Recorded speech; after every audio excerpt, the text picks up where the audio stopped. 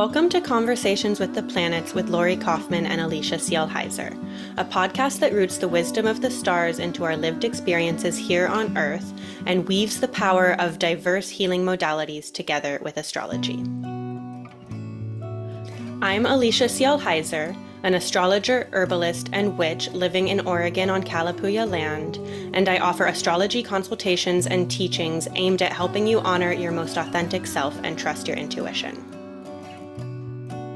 I'm Lori Kaufman, an astrologer, tarot reader, writer, and teacher. I co-lead the Asteroid Special Interest Research Group for NCGR, an astrology organization, and I offer all different sorts of readings, online and in person.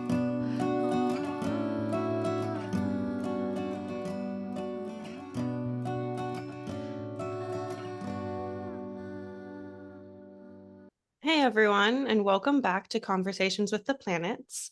And today we're going to be continuing our conversation about the associations between tarot and astrology. And we'll start with the Strength card and make our way through the Tower card today. So, hi Lori, good to see you. Yeah. And if this is your first episode with us, we already did a whole episode going up until the Chariot that's linked down below. So you can go watch that if you want to get a bit more of the background of the early major arcana. But yeah, Lori's a really accomplished tarot reader and has done a lot of work learning about the history of the tarot. And so we're just going to be talking about how the associations that we have with these different tarot cards came to be. Thank you. So I think in the first two episodes on this topic, we really went into the class I taught on the history of tarot and how I found it so interesting the way that every card had so much like evolution over time. Over hundreds of years, each major card specifically just like went through so much metamorphosis and transformation Mm-hmm. and change, and they all just went through so much. And I think we've been mostly focusing on the astrology behind it and the occultist take on how tarot kind of started to become a way of divination, because that's not really how it started. And so yeah, we left off at strength and Yeah. we were talking about the Hebrew letters that were associated into each card when the occultist took it over, and how that shifted and changed a lot of the cards itself. Um, so Alicia has them all Yeah. pulled Go up if you want to share your ahead and screen. share. So Yeah. yeah, Yeah, that's a perfect one to start on. good. So yeah, they had called this card Fortitude, um, at this point, or La Force. This card went through a lot of change with its name, and a lot more than some of the other cards. And it was originally associated with the Hebrew letter Kap, which means hand grasping or holding on to something. And so there was a form of like mastery that was associated with this card. I think it's really interesting that the North Node was often put with this card as well. Hmm. Um, yeah, so you can see that in the corner of the photo for the Hermetic deck Mm. here. Um, yeah, I'm not totally sure why there was that association. Um, but it was definitely a big thing at that time. And this card was originally card 11, so I forget what sign that would have been put with. Um, Let me pull that actually real quick. I have it somewhere else. While she does that, I'll just share the Rider Waite image so we Yeah. can kind of see the evolution. And before we started recording, Lori was holding her cat and playing with them. And I'm like, you're an image of strength right now. Yes, I loved it. It was so good. Um, yeah, little Leo is sitting right here with me. Taming the lion. Oh, as he Especially because he does. is an eclipse baby too. So the North Node association there I too. know. I was actually having the same thought. Um, just how interesting that is that the North Node was so often put with Leo. Um, yeah, there is no direct association for that letter, so that Hmm. might have been one of the ones that was just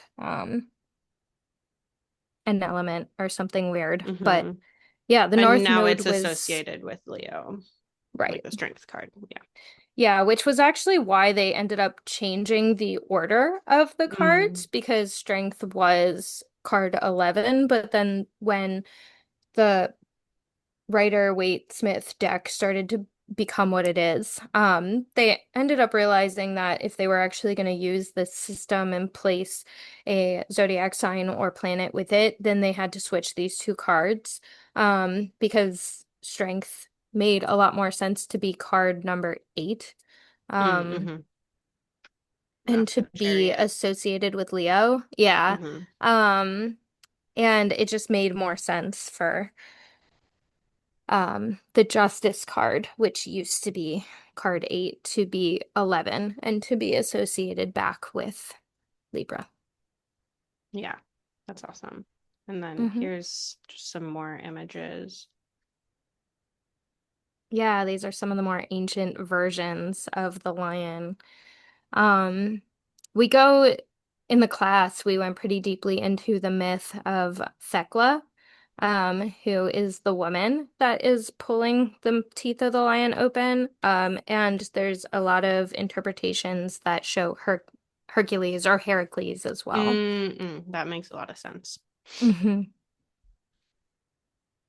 Great. What about the Yeah. hermit? Oh, the Hermit's one of my favorites to talk about. So this is actually one of my favorite ancient images of the Hermit. Well, both of them, but um, I think it was so interesting because the Hermit actually felt like it was one of the ones that went through the most transformation over history. Um, it was originally seen as Kronos or Saturn, and it was Hmm. called something like Old Man or Time or Old or Ancient, or Crippled Man, or there were just so many different variations of its name. Um, Tiempo or the Hunchback or Father Time were some other ones. So this card literally like went through so many changes and they were seen as a lot more negative before it eventually became the Hermit. Mm. Which I feel Um, like still, like if you just pull the hermit and you don't know anything about tarot, you're still gonna read that pretty negatively.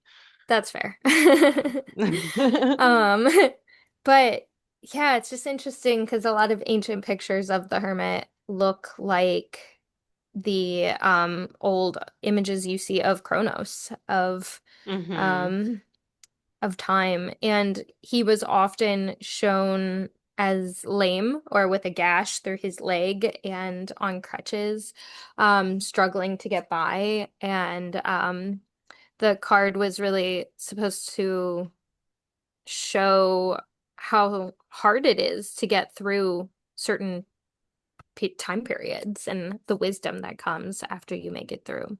Hmm. Um, so I definitely thought that was super interesting. Um, and then the hermit was given a Hebrew letter when the occultists took it over.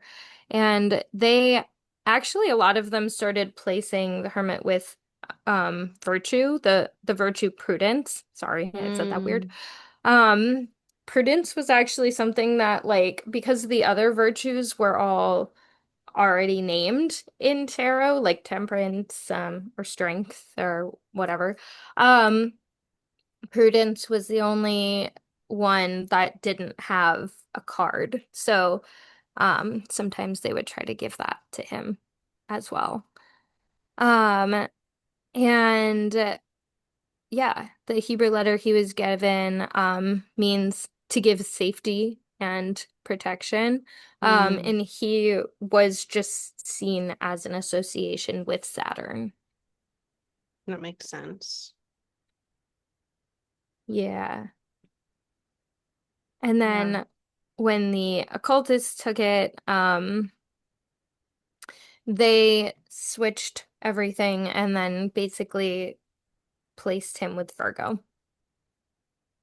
Which still, if anyone knows someone with strong Virgo, I don't think it's an inaccurate Yeah, association. it's true. Um, Yeah, I actually think it's really interesting because with Virgo energy, like it feels like Saturn almost like could be exalted with Virgo. Like, yeah.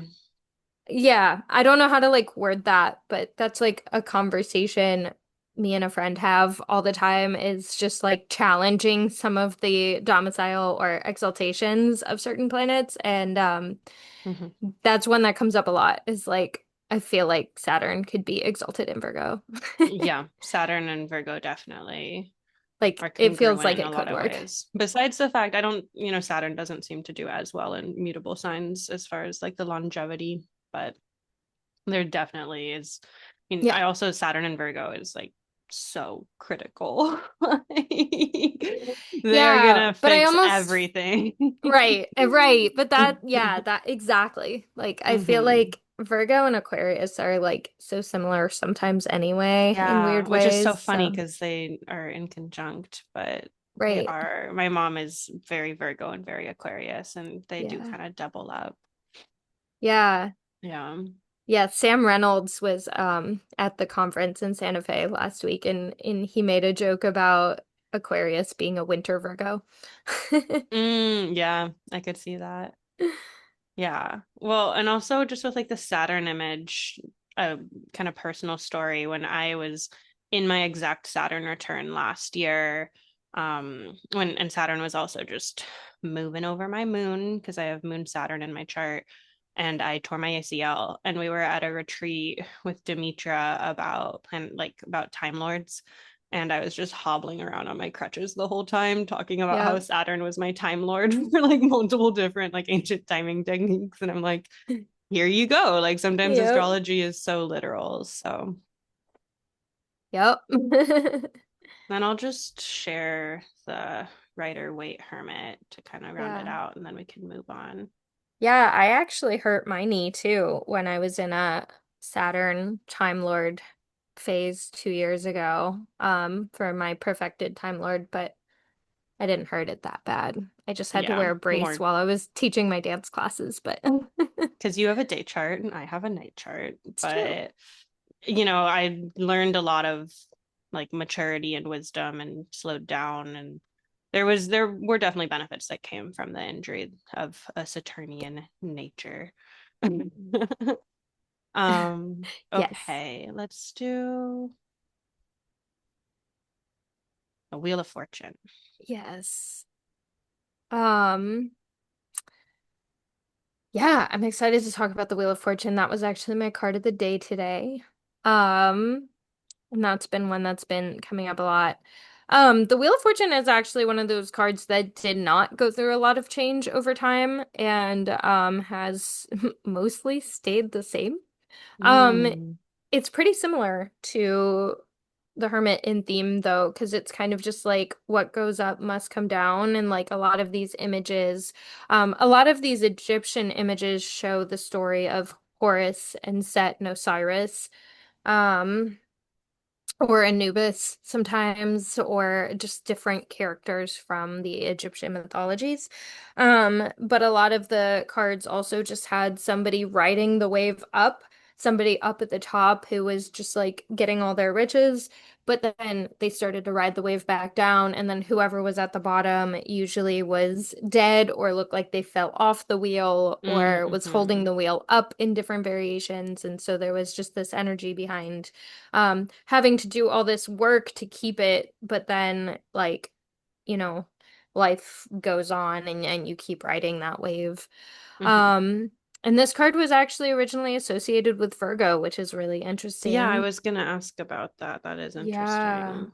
Yeah, this is one of the stronger astrological ones that didn't stay very long because it Mm. got put with Jupiter pretty shortly afterwards. Um, but I think yeah, it's so interesting that like the detriment of Jupiter was originally given Yeah. the card and then it switched over.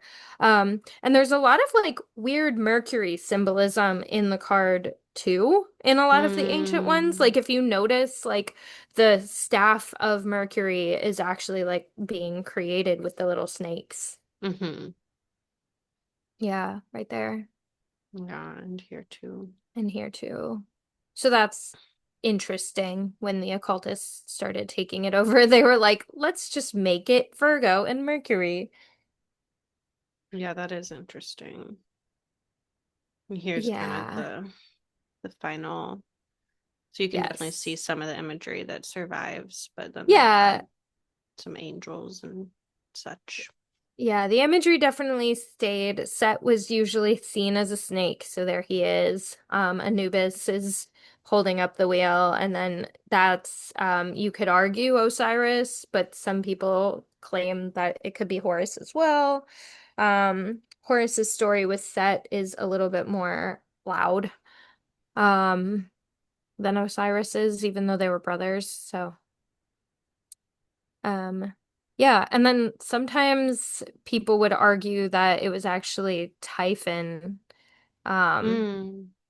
that were these characters. So who knows, I think. Well, and that's, you know, we talked about this in the last tarot episode, but that's part of the power of tarot and image, and then Mhm. also mythology and all the work that Lori and I have done with asteroids is there's no like hard and fast, this is the one right way. And so when you pull the card and you see what you see and it brings up certain things from your subconscious and kind of bypasses the rational brain, like that's a lot of the power of the tarot is that it'll present itself differently to different people, and you'll see what you need to see in different times, and connecting that to different myths absolutely fits. Yeah. Yeah, exactly. Awesome. Moving on. Yeah. When we got justice. Yeah, so I talked about justice a little bit with the association change when it moved. Yeah, this is another one that had a really big astrological association. Some of them just kind of Yeah. didn't. Like, even though every Hebrew letter had an association, sometimes they just like didn't quite use it. And I think strength would have been one of those because it's just like hard to find an association for that one. Mm. But some of them like were just so clearly written on the cards. Um, in the interpretations in that way. So I think this is a really interesting one because like obviously as we know justice now, like it just makes so much sense with Libra and it just doesn't feel like it makes sense being with Cancer. No, I would rather have my Um, judge be a Libra than a Cancer. right. Yeah, I don't know. I'm not sure why or where that came from. Yeah. I know that the Hebrew letter, if you pay attention to that, it looks like two columns, and so they like kind of tried to recreate that Hebrew letter in the background of the card in the imagery. Mm, mm-hmm. Um, so that's interesting. Like if you look at the more colorful one, you can see the Hebrew letter at the very bottom and like how it's kind of shown in the shape of the thing behind her, the column slash I don't know what that quite is. Maybe a tapestry that's hanging between them or something like that. But Mm-hmm. um yeah, it's very, very interesting. So yeah, I guess it's a chair, but it was like given to her to kind of recreate that Hebrew letter. Which ended up staying with the Rider Waite, even when they Mm. changed it over and associated her with Justice. or sorry, with Libra. She Yeah, is there's that, justice. sure. There's always been justice. She's Well, always and been I mean, justice. even the scale is like it's just so literal with Libra. Right. And as a Libra rising, I can say that wanting justice and fairness has like been a core motivation for me since I was very little. Yeah. Well, and yeah, it does feel like it just makes a lot of sense, which is why Wait was willing to rearrange the deck. Mm-hmm. Do we have another? Yeah, there's some old justice Yeah, there's images. some old ones. Mm-hmm. Great. Yeah. Um, yeah, it feels very intentional that she's very similar to the High Priestess too. Yeah, for sure. Which, are both Venusian cards. Yeah, exactly. Yeah, let's talk about the Hanged Man. Actually, could you skip over this one? One more. One more. Oh, did I Oh, miss one of the? Here, let you me may see if have, but that's let me okay. see if I can pull it up from our texts. There were so many images. I sent you a lot of images. Um, well, it's not super important, but I do think that this card is very funny. When you look at the history of where it came from, there was a trend of painting something called a shame painting. Because they would publicly hang people back in these days when somebody did something shameful or they needed to be punished for something, they would hang them publicly. But a lot of people, because it was pretty easy to escape your hanging, a lot of people would escape and they would run away. And in those cases, um, these people they would paint them, basically. They would paint a quote shame painting of Mm. these characters running away. So one of the images I thought I sent you was a painting of somebody painting a shame painting. Oh, yeah, I Um, couldn't find it, but yeah, it's all it's right. okay. We have plenty of images to share with We everyone. have You so can many images. imagine it in your brain. Yes. Or I'll post it on Instagram because I think Yeah, it's that would be great. hilarious. Yes. But yeah, it's just so interesting because there's this energy around like this punishment and then just being Mm-hmm. like, oh, we can't punish you, so we're just gonna like pretend to punish you by painting it. And then there was this one specific guy who was in charge who painted shame paintings of everyone he's ever hated. And so then it kind of became a thing, and so every personal deck had some sort of shame painting of somebody that they personally didn't like in their deck. That's funny. And yeah, so I think that's so funny. And yeah, so there was kind of this like brutalness of like punishment that was put with it. And this Mm-hmm. card was associated with Libra, which I think is really Yeah. interesting. Um, yeah, there he is. Um, yeah, just such an interesting duality because I kind of see it, honestly. Like you're being punished, you're being shamed for something that you did, so justice was being served. Mm-hmm. Um, but yeah, I don't have much else to say about it. I think it's very weird. And it did end up getting changed. They shifted it over to the water element, which eventually got placed with Neptune. Mm. Interesting. Yeah. And then here, let's just look at the Rider Waite. Yeah, Ryder Waite Smith, they kind of shifted the card to make it look a lot more pleasant. Um, and they used a little bit more of the myth of Odin and hanging upside down in this idea of like trying to gain the knowledge of, well, in Odin's case, it was the runes. He hung himself upside down to gain the knowledge of the world. But um, yeah, I just think it's so funny that they like just drew this crown around him and they were like, And oh, there he is, like gaining some knowledge. And it just some feels like like such a nice different energy. foliage. Right, exactly. They're like, this is fine. Yeah, from going from like punishment to surrender. Yeah, exactly. Interesting. Okay. Death. What a good one. So death actually kind of just stems from the idea that people were obsessed with death, um, especially when the plagues would happen and people would just be dead outside their door, and they just kind of like gained this weird, morbid fascination with it. Um, And it went back and forth between being a literal death and a metaphorical death, which obviously the card now has become more metaphorical. But this card actually did represent death back in the day. And when it was used as a card game, it was one of the most powerful cards because it could basically kill your opponent. Hmm. So it was actually like a really good card to get because you could win.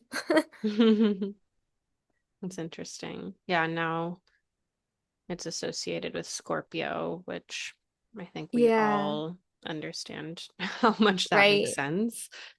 Yeah, it was actually originally associated just with the water element and flow. So Mm, it wasn't given a card, or I'm sorry, a sign. It wasn't until later that when it shifted one that the water element was given to Neptune, and then Neptune was discovered, so they yeah. put Neptune with it. But it is really interesting that there were three Hebrew letters or three cards that like were just given one of the four elements instead. And Mm-hmm. because there weren't enough planets or signs, and then we discovered three more planets. So that in itself is so interesting. That is interesting. Make it all kind of fit together. Right. Yeah, so before the discovery of Neptune, this was just placed with the water element, But- representing the flow of life and the subconscious. Yeah. Which is, death necessitates life, necessitates death. You can't have one without the other. Hmm. You Yeah, ready for the exactly. you ready for the devil? Is there any more to say about death? Temperance is next. Oh, I don't know. I don't think I got any images for temperance from you. Ew. That also shows how much I know about tarot. I'm like, oh, death to devil. Like I do read tarot, but I'm definitely not No, that's okay. I feel like we are not the most organized of humans today, and that here. is Yeah. okay. I'm gonna go ahead and pause this so we can get temperance up. All right, so we have the temperance cards up now. So let me go ahead and share my screen again. Okay, temperance. Yeah, there we go. Um, So temperance is a really interesting one that actually originated by kind of just like showing this image of somebody pouring water into wine to temperate the wine. Mm, Because back then when they made wine, they made it so strong to kill bacteria that it wasn't really drinkable. So when it was time to drink it, they would just pour a little bit of water into it to make it not kill you, mhm, basically. So the original image is where somebody tempering their wine and pouring a little bit of water into it. It wasn't until the occultists, and really the Rider-Waite deck started showing it kind of as like a whole third thing. They started adding it as kind of like a alchemical process and mhm, put this like godlike figure, like literally the Hebrew letters for God are written above the fire element on the dress or whatever she's wearing. Mm. Um, and they gave them that same set of red wings that you see in just a few of the cards. So I think that's really interesting too, that they kind of took away this idea of temperance being just like tempering wine, making wine Hmm. drinkable, and made it more about creating a whole third thing. Hmm. Because this card was originally associated with Scorpio, Hmm. which I think is really interesting and doesn't make a whole lot of sense to me. I guess you could think of it as like an object of desire or like I guess trying to temper something could be Scorpio. Yeah, I have a hard time with that one. I have some tarot decks where like they're mixing water and fire between the two cups, which feels a Yeah. bit Scorpio because like people always think Hmm. Scorpio is really fiery when it is actually a water sign. But then as someone who has a lot of Scorpio and a lot of Sag, I'm like, I feel like both signs can benefit from tempering themselves in different ways. Like Scorpio can take Yeah. things to extremes. But yeah, I agree that the Sag makes a lot more sense than the Scorpio for this association. Yeah, and honestly, Sag doesn't make total sense to me either with this one, but I guess like the only real thing I can think of is the fact that like, Sag needs to be tempered. I think Yeah. that like is a big thing, but also there's this idea of in alchemy, it's like this element plus this element creates a whole third thing when you pour Hmm. them together. Instead of just like adding a little bit of water to wine or water to another element, it like creates something totally brand new. And so I think that you could look at that as like the centaur image of Yeah. like human plus horse is new thing now.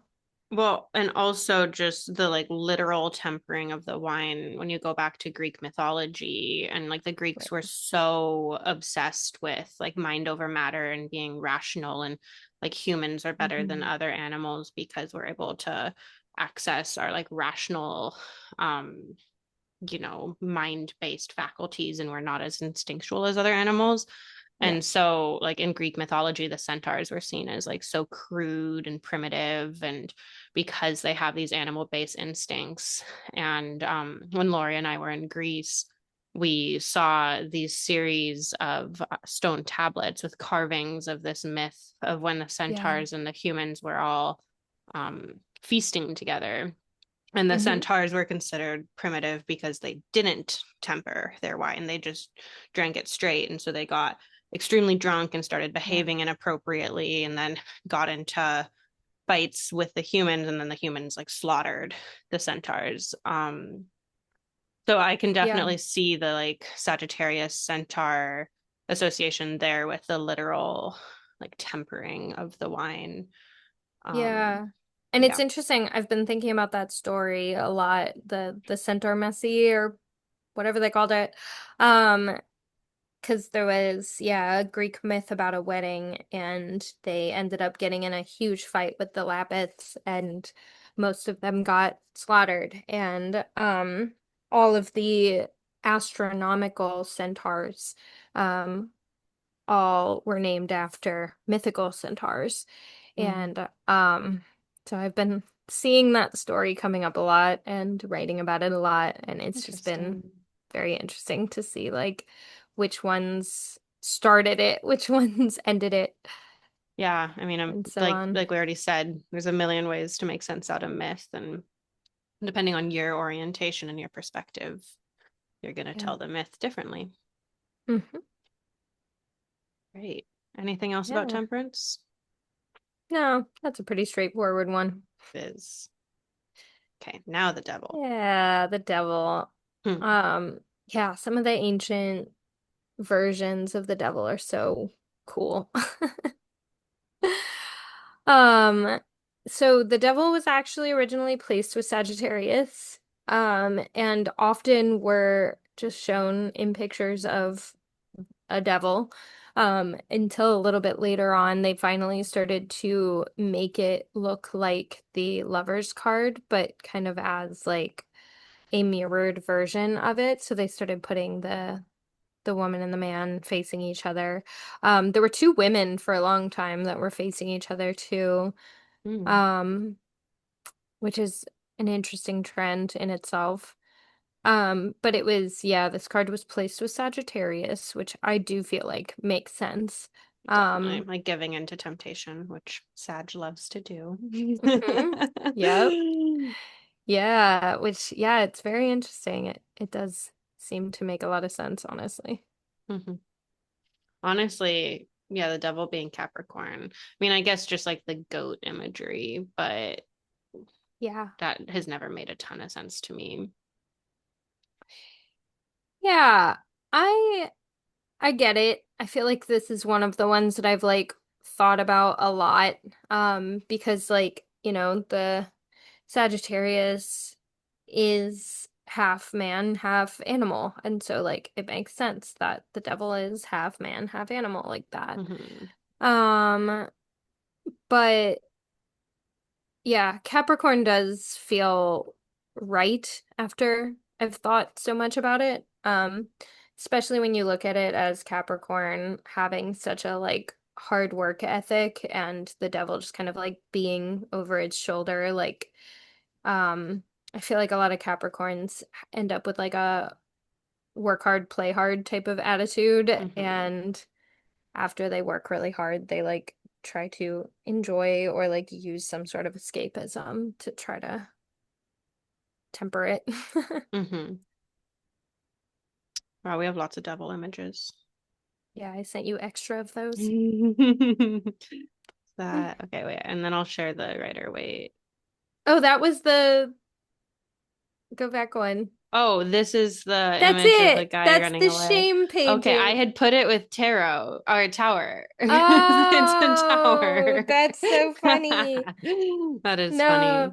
that's the Okay. painting of the shame painting. Okay, perfect. There it is. There it is. I could see how it would look like the tower.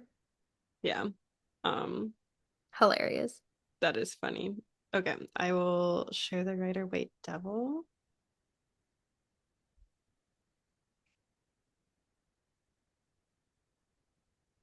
Such a spooky picture.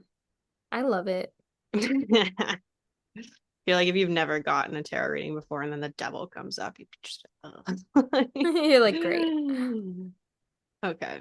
Well, now let's do the towers. So this is the shame painting and not a tower image.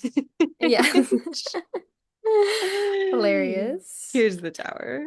Here's the tower. Good old tower.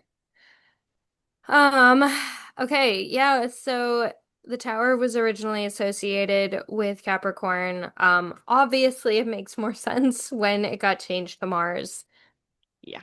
I don't have much else to say about the astrology of that. I'm not really sure what their reasoning behind Capricorn was exactly.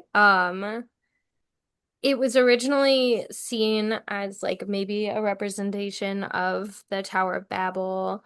Mhm. Um, there were a couple different like myths and stories that it could have been related to. There's also some other like interesting stories about how those towers actually existed in real life, and people would try to race to make theirs taller and taller. But then they would actually literally get struck down by lightning because they were such a hazard.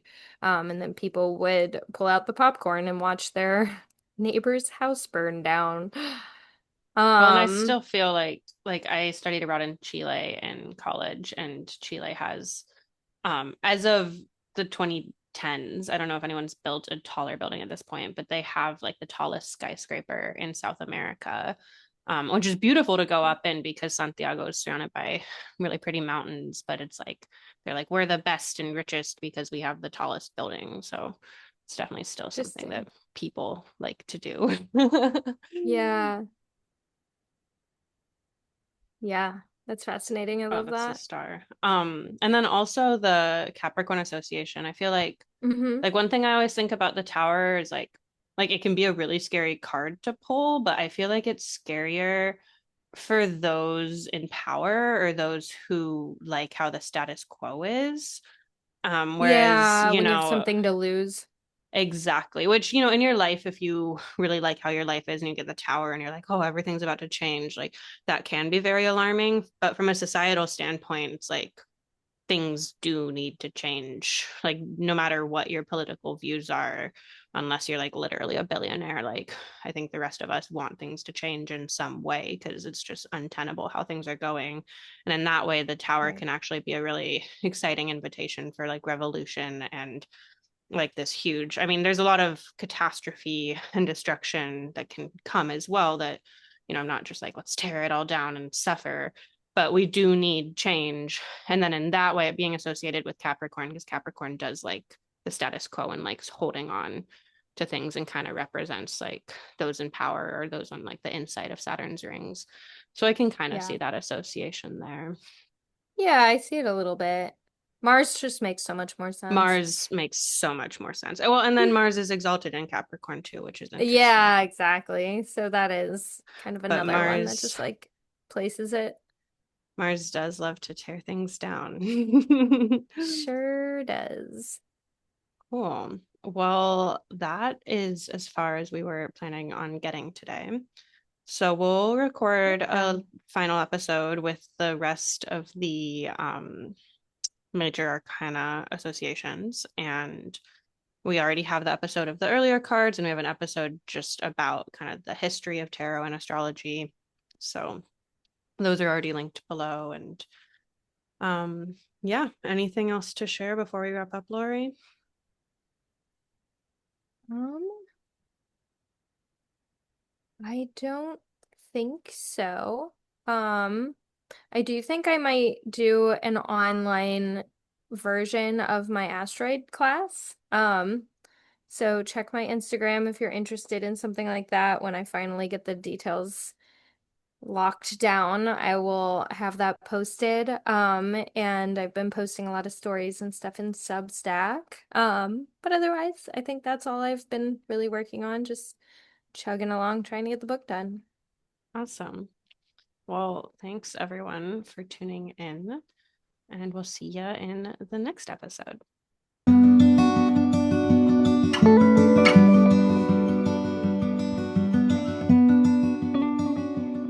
Thank you so much for joining us today.